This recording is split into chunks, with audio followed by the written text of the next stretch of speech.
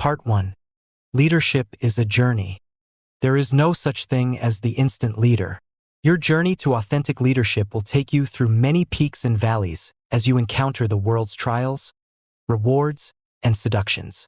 Becoming an authentic leader takes dedication to your development and growth, as there will be many temptations to pull you off the course of your true north. Maintaining your authenticity along the way may be the greatest challenge you ever face. In interviewing authentic leaders about their journeys and their development, what stood out was the passion they felt about their life stories and the motivation these stories gave them to become leaders. Begin by asking yourself, what is my life story?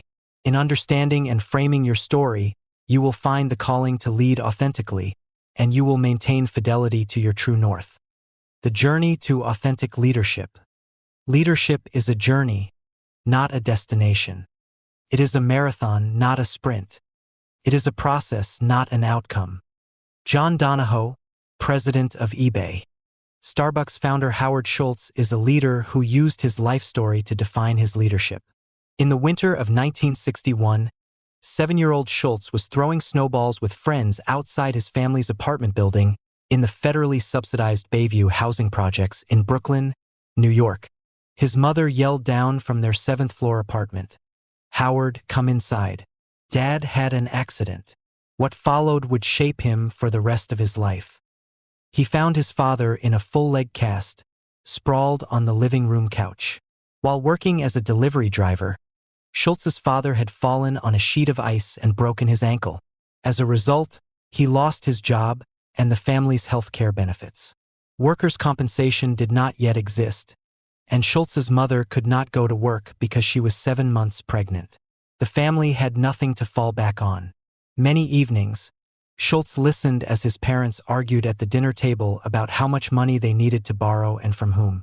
If the telephone rang, his mother asked him to answer it and tell the bill collectors his parents were not at home. Schultz vowed he would do it differently when he had the opportunity. He dreamed of building a company that treated its employees well and provided health care benefits. Little did he realize that one day he would be responsible for 140,000 employees working in 11,000 stores worldwide. Schultz was motivated by his life's experiences to found Starbucks and build it into the world's leading coffeehouse. After being CEO for 13 years, he has turned the reins over to his successors but remains as chairman. Memories of his father's lack of health care led Schultz to make Starbucks the first American company to provide access to health coverage for qualified employees who work as few as 20 hours per week. "My inspiration comes from seeing my father broken from the 30 terrible blue-collar jobs he had over his life, where an uneducated person just did not have a shot," Schultz said. That event is directly linked to the culture and the values of Starbucks. "I wanted to build the kind of company my father never had a chance to work for, where you would be valued and respected, no matter where you came from, the color of your skin, or your level of education." Offering health care was a transforming event in the equity of the Starbucks brand that created unbelievable trust with our people. "We wanted to build a company that linked shareholder value to the cultural values we create with our people." Unlike some who rise from humble beginnings to create great personal wealth, Schultz is not ashamed of his roots. He credits his life story with giving him the motivation to create one of the great business successes of the last 25 years. But understanding the meaning of his story took deep thought because, like nearly everyone, he had to confront fears and ghosts from his past. Brooklyn is burned into Schultz. When he took his daughter to the housing projects where he grew up, she surveyed the blight and said with amazement, "I don't know how you are normal." Yet his experience growing up in Brooklyn is precisely what enables Schultz to be so normal that he can connect with anyone. He speaks with a slight Brooklyn accent, relishes an Italian meal at a familiar restaurant, dresses comfortably in jeans, and respects all types of people. He never forgets where he came from or lets his wealth go to his head. "I was surrounded by people who were working hand to mouth trying to pay the bills, who felt like there was no hope and they just couldn't get a break. That's something that never leaves you. Never." His mother told him that he could do anything he wanted in America. From my earliest memories, I remember her saying that over and over again. It was her mantra. His father had the opposite effect. As a truck driver, cab driver, and factory worker, He often worked 2 or 3 jobs at a time to make ends meet but never earned more than $20,000 a year. Schultz watched his father break down while complaining bitterly about not having opportunities or respect from others. As a teenager, Schultz felt the stigma of his father's failures, as the two clashed often. "I was bitter about his underachievement and lack of responsibility," he recalled. "I thought he could have accomplished so much more if he had tried." Schultz was determined to escape that fate. "Part of what has always driven me is fear of failure. I know all too well the face of self-defeat." Feeling like an underdog, Schultz developed a deep determination to succeed. Sports became his early calling because "I wasn't labeled a poor kid on the playing field." As star quarterback of his high school football team, he received a scholarship to Northern Michigan University and became the first person in his family to earn a college degree. His fierce competitiveness never faded, it just shifted from football to business. Schultz started his career at Xerox but felt the environment was too bureaucratic and rigid for him to flourish. While others thrived in the Xerox culture, Schultz yearned to go his own way. "I had to find a place where I could be myself," he said. "I could not settle for anything less. You must have the courage to follow an unconventional path. You can't value or measure your life experience in the moment, because you never know when you're going to find the true path that enables you to find your voice. The reservoir of all my life experiences shaped me as a person and a leader." Schultz then got involved in selling coffee filters, where he encountered Starbucks coffee during a sales call at Pike Place Market in Seattle. "I felt I had discovered a whole new continent," he said. He actively campaigned to join the company, becoming its director of operations and marketing. On a buying trip to Italy, Schultz noticed the unique community experience that Milanese espresso bars played in their customers' daily lives. He dreamed of creating a similar sense of community in the United States, using coffee as the vehicle. Upon his return, Schultz decided to launch the new business on his own and opened 3 coffee houses in Seattle. Learning he could acquire Starbucks from its founders, Schultz quickly rounded up financing from private investors. As he was finalizing the purchase, Schultz faced the greatest challenge of his business career when one of his investors proposed to buy the company himself. "I feared all my influential backers would defect to this investor," he recalled. "I asked Bill Gates Sr., father of the founder of Microsoft, to help me stand up to one of the titans of Seattle because I needed his stature and confidence." Schultz had a searing meeting with the investor, who told him, "If you don't go along with my deal, you'll never work in this town again. You'll never raise another dollar. You'll be dog meat." On leaving the meeting, Schultz was overcome with tears. For 2 frenzied weeks, he prepared an alternative plan that met his $3.8 million financing goal and staved off the alternate investor. "If I had agreed to the terms the investor demanded, he would have taken away my dream. He could have fired me at whim and dictated the atmosphere and values of Starbucks. The passion, commitment, and dedication would have all disappeared." The saddest day of Schultz's life was when his father died. When he shared with a friend the conflicts he felt in his relationship with his father, his friend remarked, "If he had been successful, you wouldn't have the drive you have now." After his father's death, Schultz reframed his image of his father, recognizing strengths such as honesty, work ethic, and commitment to family. Instead of seeing his father as a failure, he came to believe the system had crushed him. "After he died, I realized I had judged him unfairly. He never had the opportunity to find fulfillment and dignity from meaningful work." Schultz channeled his drive into building a company where his father would have been proud to work. By paying more than minimum wage, offering substantial benefits, and granting stock options to all its workers, Starbucks offers its employees what Schultz's father never received.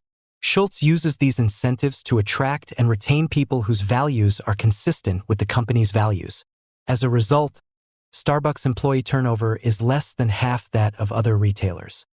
Among Schultz's greatest talents is his ability to connect with people from diverse backgrounds. He tells his story and the Starbucks story at special events and visits 24 Starbucks stores per week. Each day he gets up at 5:30 a.m.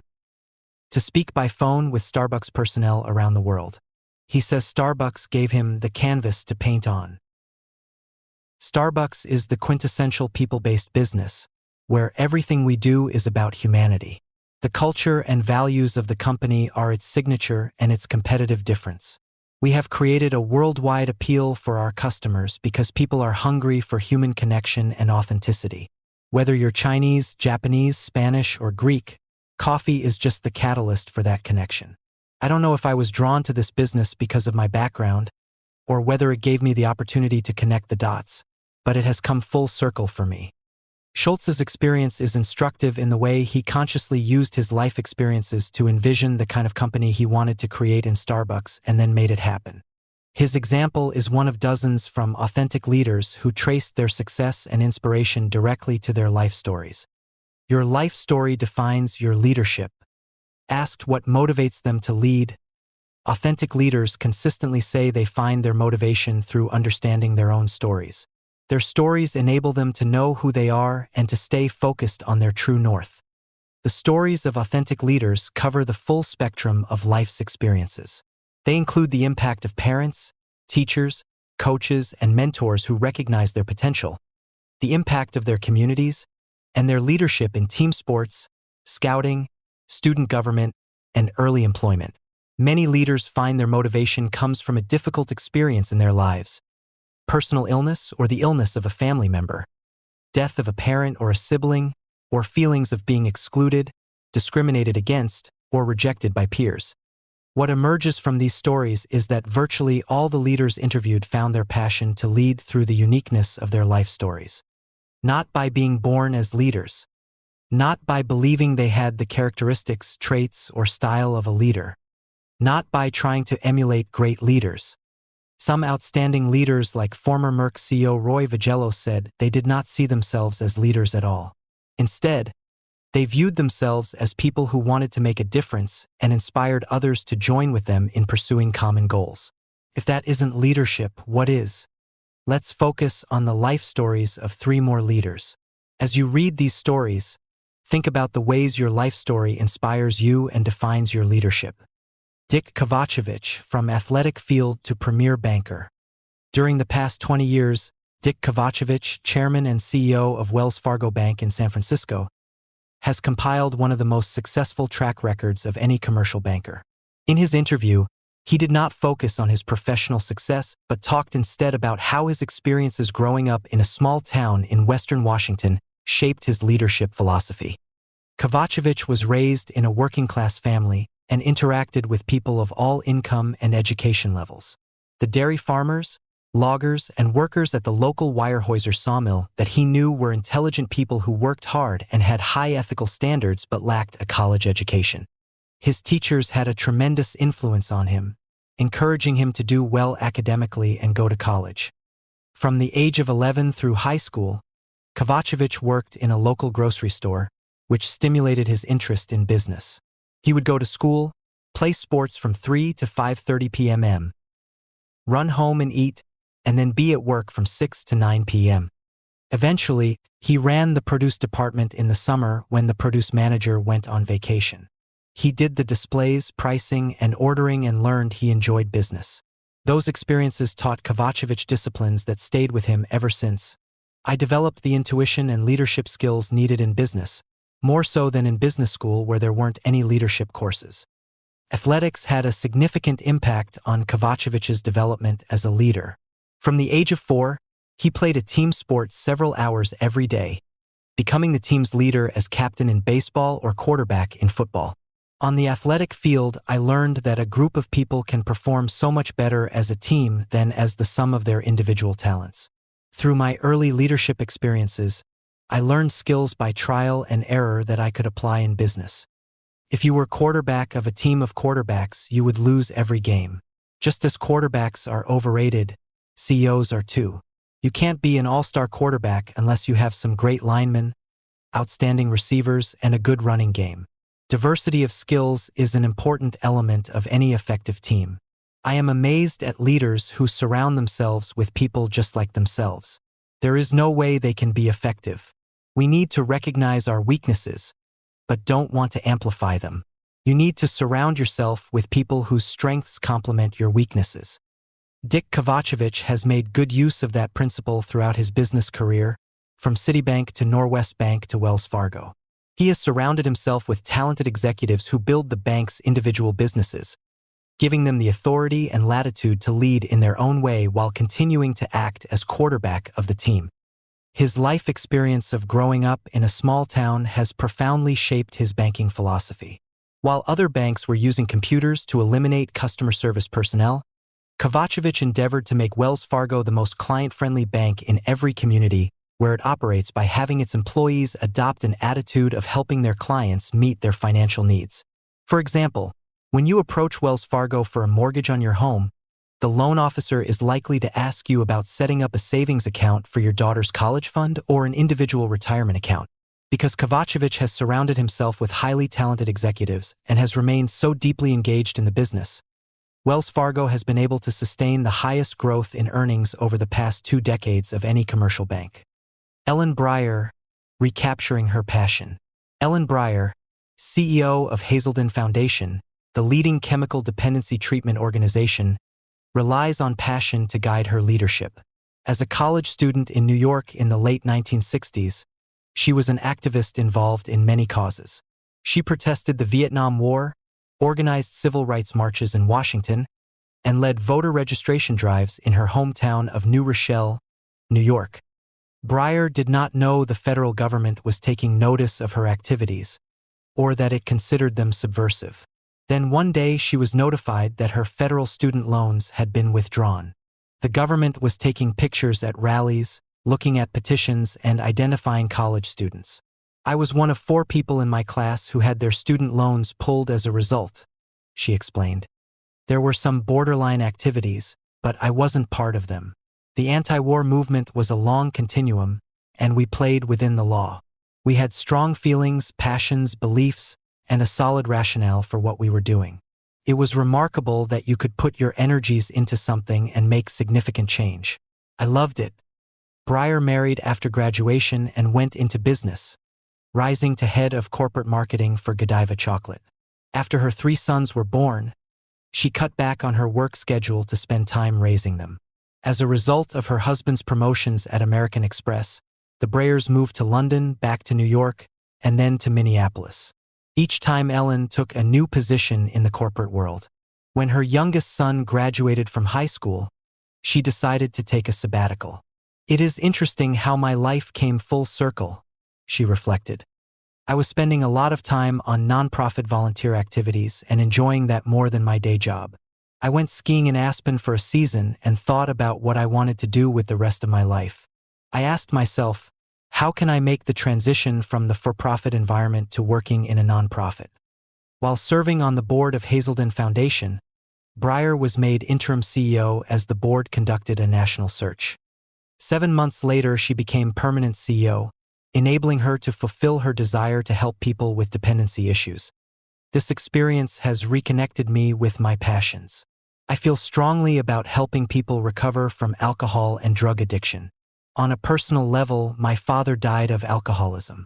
There is a direct link to what I did before I was 30 and what I am doing now, in terms of connecting your work life with your passions, and the belief that you can change things in a dramatic way.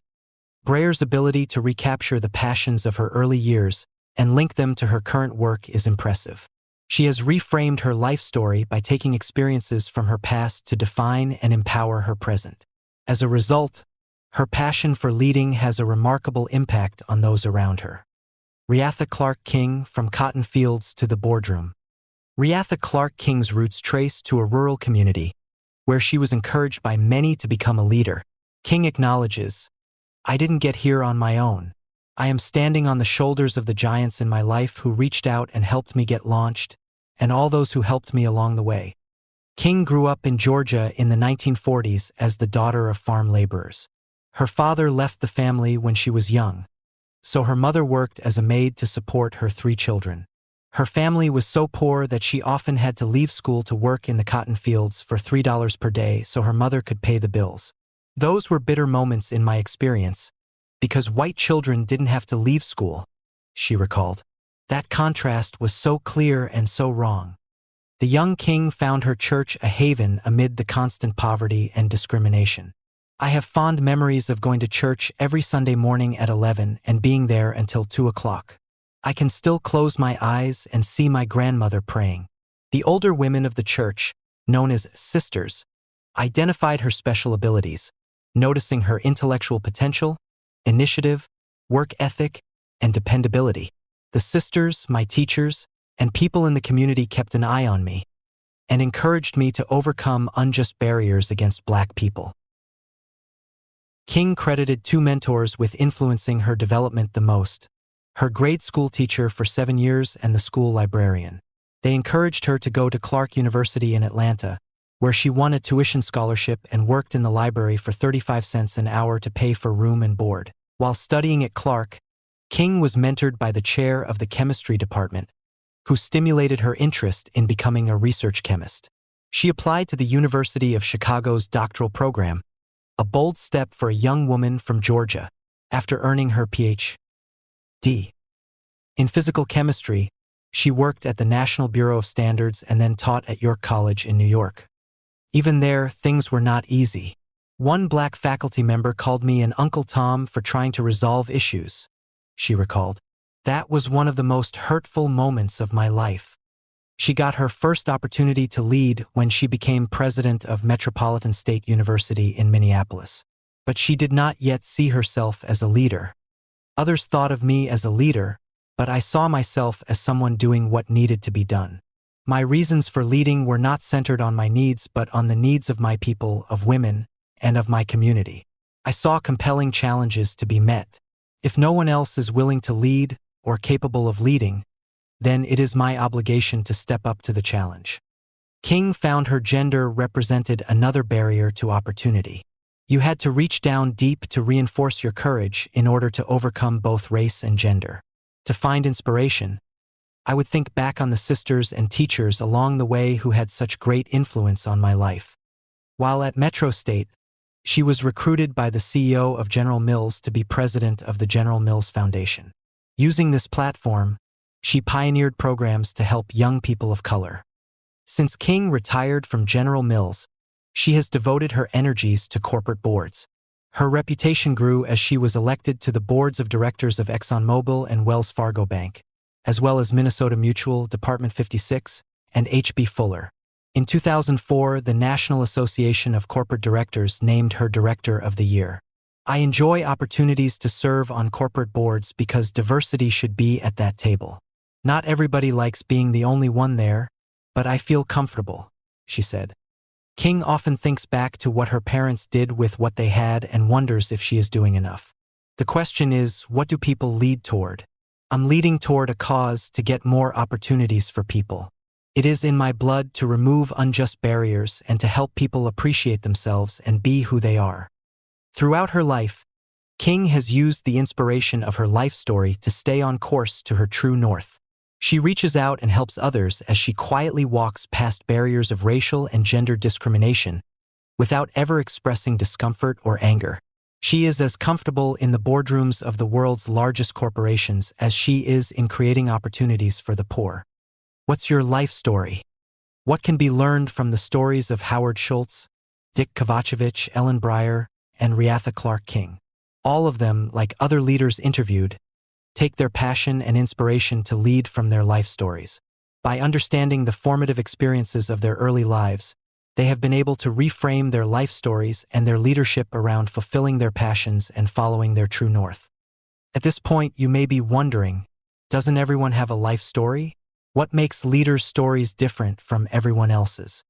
Many people with painful stories see themselves as victims, feeling the world has dealt them a bad hand. Or they lack the introspection to see the connection between their life experiences and the goals they are pursuing now. Some get so caught up in chasing the world's esteem that they never become genuine leaders. The difference with authentic leaders lies in the way they frame their stories. Their life stories provide the context for their lives, and through them they find their passion and inspiration to make an impact in the world. Novelist John Barth once said, "The story of your life is not your life. It is your story." In other words, it is your story that matters, not the facts of your life. Our life stories are like permanent tapes playing in our heads. Over and over, We replay the events and interactions with people that are important to our lives, attempting to make sense of them and using them to find our place in the world. Reframing our stories enables us to recognize that we are not victims at all, but people shaped by experiences that provide the impetus for us to become leaders. Our life stories evolve constantly as we shape the meaning of our past, present, and future. Warren Bennis says, "You are the author of your life." He advocates using our stories to provide the inspiration to create our futures. As the author of your story, can you connect the dots between your past and your future to find your inspiration to lead authentically? What people or experiences have shaped you? What have been the key turning points in your life? Where do you find your passion to lead in your life story? The journey to authentic leadership. Having considered how our life stories provide the basis for our leadership, we are ready to embark on the journey to authentic leadership. When I graduated from college, I had the naive notion that the journey to leadership was a straight line to the top of an organization. I learned the hard way that leadership is not a simple destination of becoming CEO. Rather, it is a marathon journey that progresses through many stages until you reach your peak leadership. I was not alone. Of all the leaders over 40 we interviewed, none wound up where they thought they would. Vanguard CEO Jack Brennan believes that the worst thing people can do is to manage their careers with a career map. The dissatisfied people I have known and those who experienced ethical or legal failures all had a clear career plan. Brennan recommends being flexible and venturesome in stepping up to unexpected opportunities. If all you're interested in is advancing your career, you'll be dissatisfied at the end of the day. 50 years ago, business leaders chose their careers in their early 20s when they joined a company after college or military service, worked there diligently for 40 years, retired to a warm climate, and often died before 70. In interviewing leaders at all phases of their leadership journeys, it became clear that an entirely new leadership development path is emerging, as illustrated by Figure 1.1. As the lifeline indicates, your development as a leader is not a straight line to the top, dashed line, but a journey filled with many ups and downs as you progress to peak leadership and continue leading through the final stage, solid line. These days your journey is more likely to follow a winding path than it is to be a race to the top. As eBay's John Donahoe said, "Everything in life is a cycle. When things are up, the only thing you know is that they are going to go down. On the down slope, the only thing you know is that things will turn up. You don't recognize the upward slope as the lows are higher than your highs used to be. That's life as a process, an opportunity to learn and grow. Make a movie of your life, not just snapshots along the way." Because many people are living well into their 90s these days, the leader's journey follows the new span of life and subdivides into 3 periods, each of roughly 30 years. Each stage of the journey opens up a myriad of opportunities for leadership. In their first 30 years, leaders develop through education and studying, as well as extracurricular and early work experiences. Phase 1 is labeled preparing for leadership. Phase 2, from 30 to 60 years of age, is the leading phase in which leaders take on successive roles until they complete their peak leadership experience. Finally, Phase 3 is for giving back, a stage of human development that psychologist Erik Erikson called generativity. It begins around age 60, when leaders have completed their principal career leadership roles, and continues for the rest of their lives. In this phase, authentic leaders look for opportunities to spread their knowledge and wisdom across many people and organizations, even as they continue their own active learning process. Phase 1, preparing for leadership. The first 30 years is the time to prepare for leadership, when character is formed and people become individual contributors or lead teams for the first time. As Randy Commisser, former CEO of LucasArts, says, "This is your opportunity to rub up against the world." Very few leaders these days are making career commitments in their 20s. Instead, they use the time following college to gain valuable work experience, typically changing jobs every 18 to 24 months to diversify their experience. Many young leaders have an eye on gaining admission to graduate school in business, law, or government. Even some who complete their master's degrees prefer individual contributor roles in consulting or finance before committing to a specific company or industry. Stanford Business School professor Joel Peterson, former managing partner of real estate developer Trammell offers a challenging view of this phase. You're in a self-absorbed decade, asking yourself, what are my strengths and weaknesses? How can I get ahead? How can I impact the world? It's all about you. But once you get out there and start to do things that matter and develop relationships with people, you find that you're no longer just managing your resume. This self-absorption is a natural phase of development, as the measures of success in your teens and 20s are based primarily on what you accomplish as an individual. Your performance determines what schools you are admitted to and how well you do in your initial jobs. Here's how Randy Comisar described what comes next. We begin life on a linear path where success is based on having a clear target. Life gets complicated when the targets aren't clear anymore, and you have to set your own targets. By rubbing up against the world, you get to know yourself. Either do that, or you're going to spend your life serving the interests and expectations of others. He acknowledges that the start of the journey is particularly hard for young people. He tells his students that life is not in their control. They look at me and say, hey man, all I want to do is get a good job, buy a car, have a house, get married, and have kids. Just get out of my way. Comisar says he wishes life were so simple. He tells them, let me just plant this seed. Keep it alive and come back to it in 10 years, but don't flush it. I'm not asking you to follow my path. I'm only challenging you to ask yourself the question from time to time, what do you want out of your life? At some point it's going to be relevant, and I want to empower you for that time. Jonathan Duchin, Pay It Forward. At 23, Jonathan Duchin was the youngest leader we interviewed. In his senior year of college, he created Harvard's Leadership Institute as an umbrella organization for the more than 200 student organizations on the campus. As the founder, he organized programs to facilitate the development of young leaders. Duchin traces his passion to help others to an experience he had in 3rd grade, when he could not spell surprise during a spelling bee. The kids made fun of me. I felt like a total failure. After he was diagnosed with dyslexia, his parents worked with him on homework 3 to 5 hours every night, while his 5th grade teacher mentored him daily. Miss Jackson's interest made me believe I could do anything, he explained. Without her faith and my parents' dedication, I would have never gone to Harvard. As a result of this experience, Duchin developed a personal philosophy of pay it forward that guides his leadership today. He believes those he affects directly will pay it forward to a handful of others, and over time the cycle will compound to help countless people. I can never directly repay all those along the way who helped me, but I can have a positive impact on those coming behind, he said. You don't have to be CEO to make an impact. You can do it every day, starting with your next-door neighbor. Leadership happens at every stage of your life. Ian Chan, Creating a Scientific Revolution.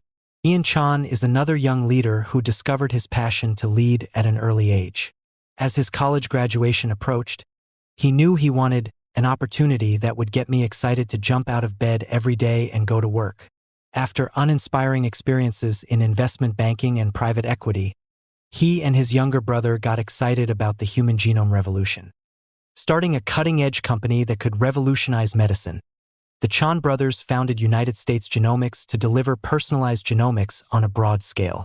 As their advisors, they attracted noted scientists like Craig Venter, who originally mapped the human genome, and Bob Langer, a renowned technologist.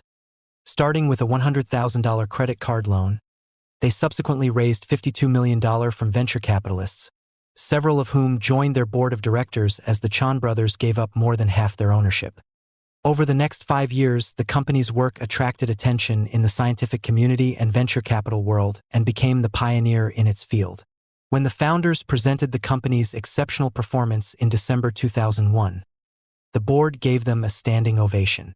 For months later, the Chan brothers were shocked when the board told them that they were being replaced by a new CEO. Even to this day, I have no idea why this happened when things were going so well, he said. You put your heart and soul into it for many years and then boom, it's all gone.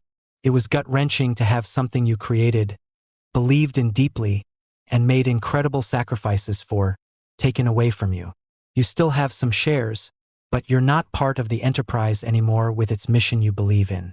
At first, I was in denial and wanted to continue fighting the battle, but I felt helpless.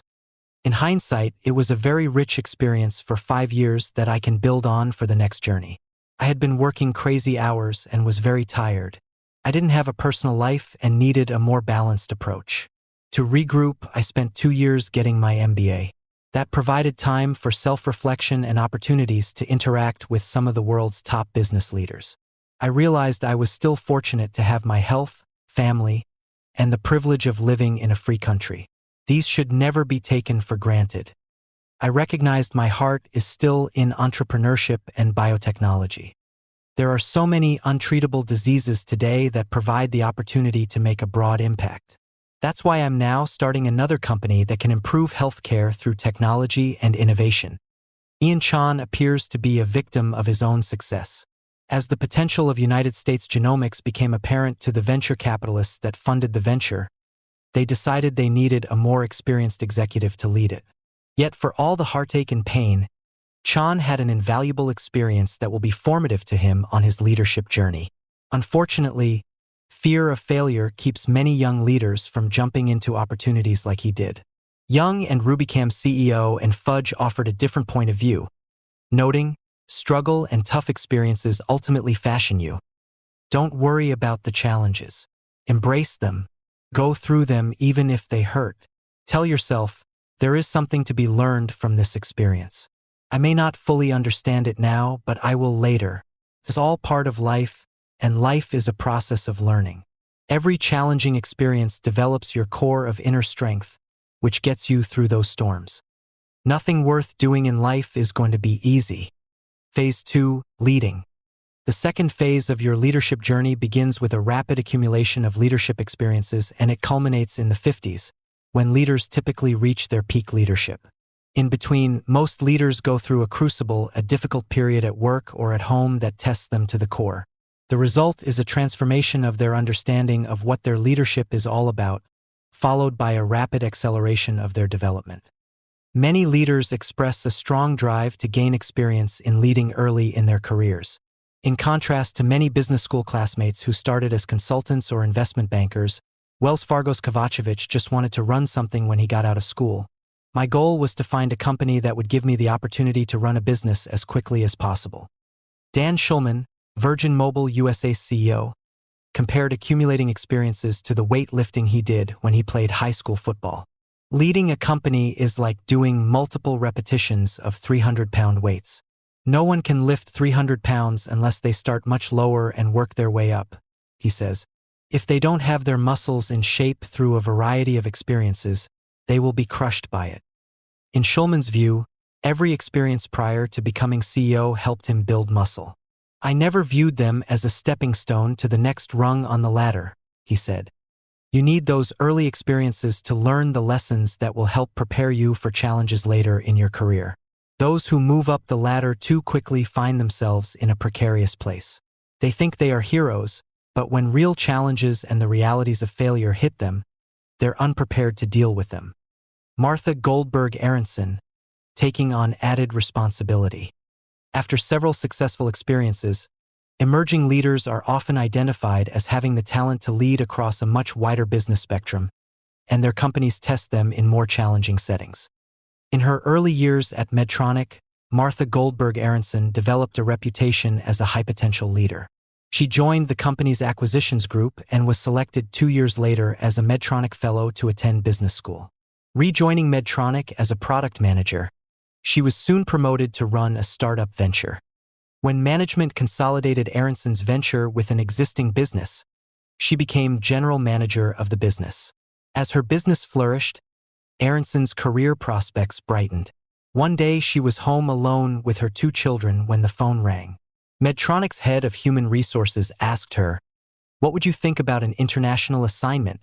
Aronson recalled, "I hemmed and hawed and told her this wasn't the best day to talk about a move."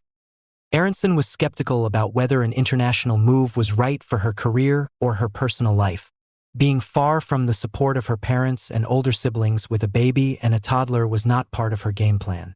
She also balked at walking away from her current job before it was done and worried about the impact on her husband's career. After discussing the European opportunity with her mentors and her husband, She decided to take the job because she realized it was a special opportunity to work overseas and broaden her understanding of how business is done there. Aronson flourished in the European environment.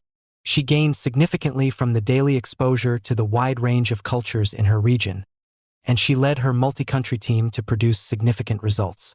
She took the risk when an opportunity came, willing to learn more about leading in a complex geographic environment without knowing the next step in her career.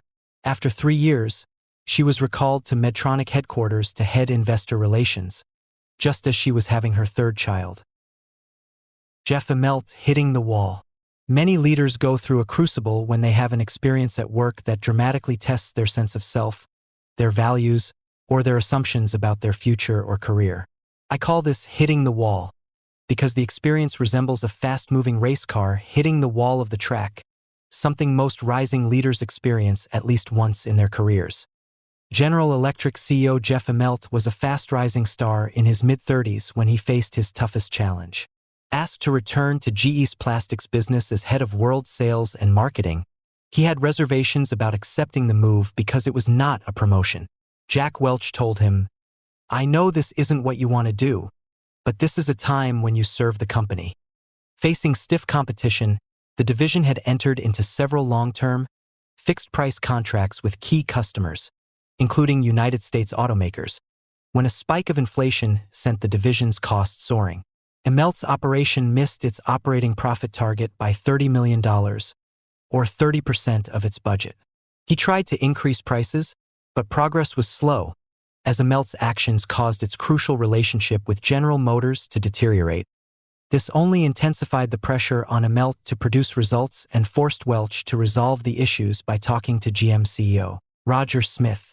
Welch did not hesitate to reach down to pepper Immelt with questions by phone. Immelt recalled the year as a remarkably difficult one until he and his team could start to turn the business around. Nobody wants to be around somebody going through a low period. In times like that, you've got to be able to draw from within. Leadership is one of these great journeys into your own soul. Jeff Immelt was under enormous pressure to deliver immediate results, but he withstood the pressure to compromise and took the long-term course of getting the business back on track. Immelt's success in leading this turnaround prepared him to become Welch's successor, where he has faced much greater pressure but has stayed the course of his true north to build GE for the next decade. These journeys illustrate that reaching your peak leadership these days is anything but a straight line to the top. In truth, it is the difficult experiences that prepare you to lead your organization through the challenges you will face. Phase 3: Giving Back. 2,000 years ago, Roman statesman Marcus Cicero declared that old age is to be resisted. Today, the last 30 years of a leader's journey can be the most productive and rewarding of all. Many leaders are bypassing retirement to share their experience with multiple organizations. They serve on for-profit or non-profit boards, mentor young leaders, take up teaching, or coach newly appointed CEOs. Lord John Browne, who has led British Petroleum to new heights in his 11 years at the helm, agrees with this assessment. In announcing he would step down as CEO at the age of 60, Browne said, "I don't believe in retirement. The idea seems a touch out of date." He suggested he would be looking for an interesting new position with a purpose. "I'm hooked on business," he concluded. 93-year-old Zig Nagorski was the senior leader interviewed for our study. After running the Aspen Institute's executive programs for a decade, Nagorski stepped aside at 75. Then he and his wife started the Center for International Leadership to conduct values and ethics seminars for executives. Nagorski's probing style caused many leaders to rethink their values and how they would respond in complex situations. 18 years later, he is still going strong. Exploring Leadership After CEO: My Story. Along with Warren Bennis, Nagorski is one of my role models for Phase 3. Early in life, I adopted the philosophy that you only go around once in life, so I wanted to have as many meaningful experiences as I could. I observed many CEOs who stayed too long, never groomed a successor, and retired without anything to do. My goal was to lead a major organization doing important work, turn it over to my successor, and then move on. Elected CEO of Medtronic in 1991, I told the board that I should not serve more than 10 years, because that was sufficient time to accomplish the organization's goals and develop a well-qualified successor. I was fortunate to have Art Collins to lead Medtronic when I stepped aside in 2001 at age 58.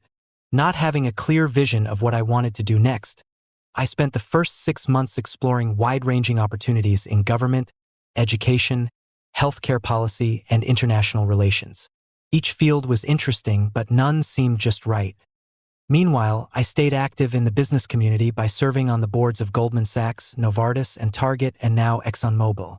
Viewing these corporations from the board's vantage point has been a superb education into leaders in the vital industries of financial services, healthcare, retail, and energy, and the challenges they face.